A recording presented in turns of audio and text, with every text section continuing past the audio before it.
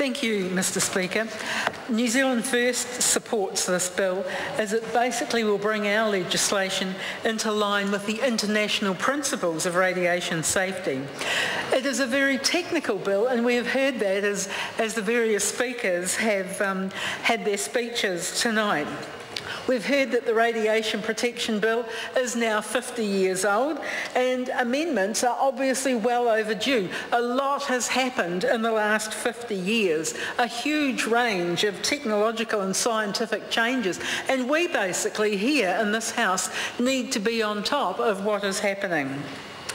In New Zealand First, we're very supportive of protecting the health and safety of our people from the harmful effects of ionising radiation, such as that produced by X-ray machines, and of course medical X-rays are the main source of exposure to radiation in New Zealand.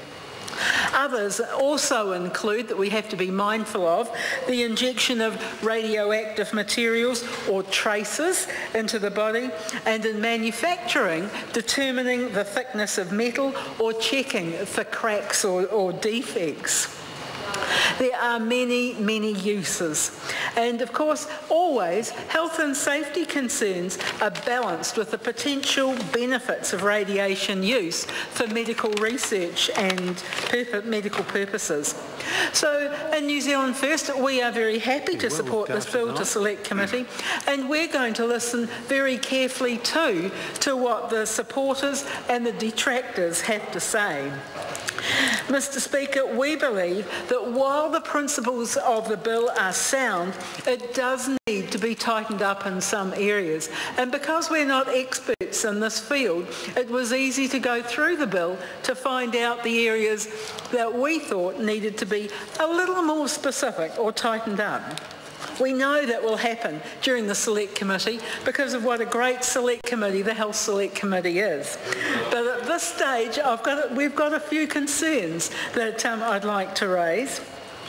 And one of the first ones is the effects of non-ionising radiations, such as those emitted by the tanning machines, Wi-Fi routers and cell phone towers, because these are all going to be regulated under various health and safety laws and standards. We would really like to know why it was decided to exclude coverage of non-ionising radiation for the purposes of the bill. And already I've been contacted about this very issue. We believe that these health and safety regulations need to be considered in their own right. There's growing concern out there in our communities about the potential harmful effects to our health as a result of exposure to radiation in our everyday lives. And there are, and we've heard petitions on this at the Health Select Committee, there are many parents who are particularly concerned about their children being exposed to Wi-Fi radiation in schools. And what it boils down to is the fact that it is important to have this information available to members of the public. It needs to be transparent, it needs to be easy to find, and it needs to be in one place. As we've heard from the Health Select Committee in a previous bill, standards for minimum safety practices for sunbed operators are voluntary, and they were issued in 2008.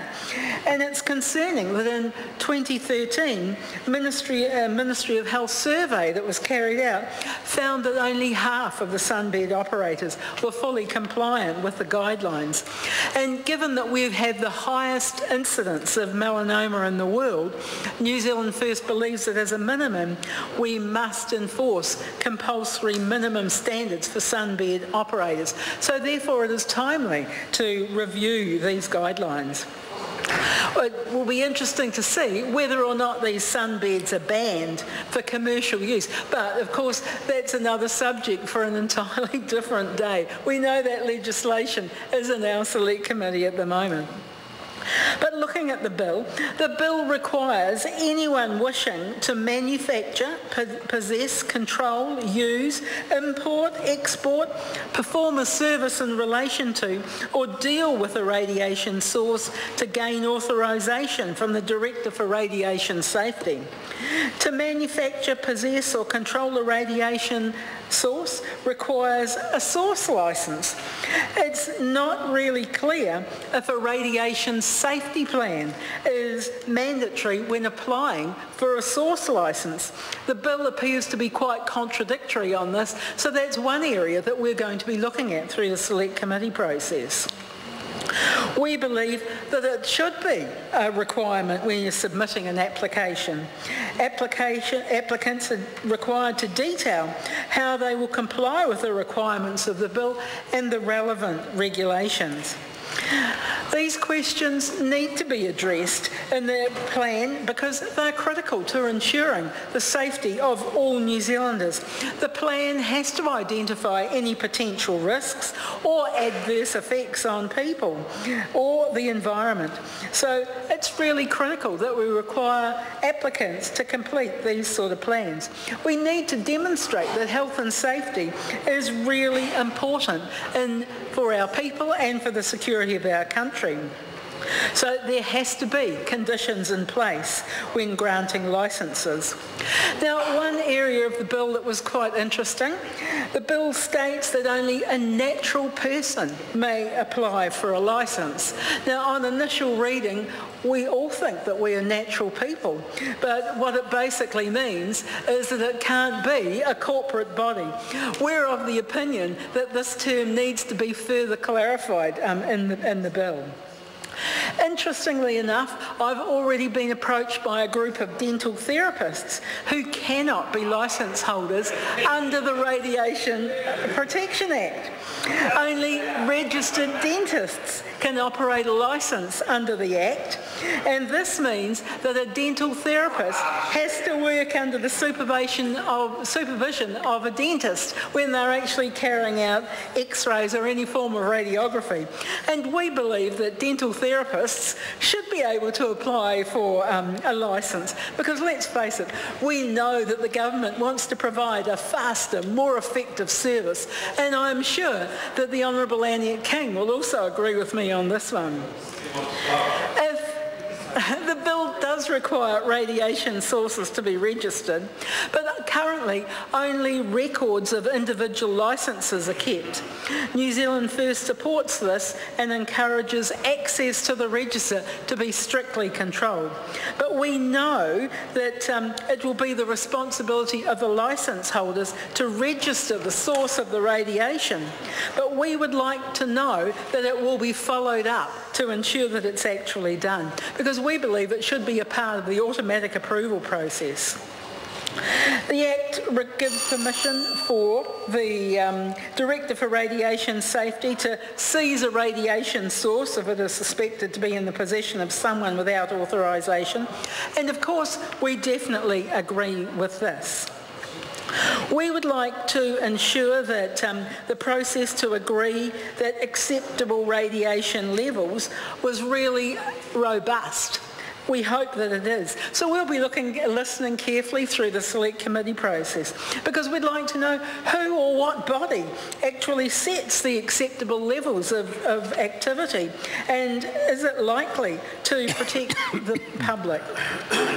We also noted with some amusement that there are lower occupational exposure limits for 16 to 18-year-olds, and it must be queried as to why, once you have an 18th birthday, this suddenly means that you can move into this higher level of dose.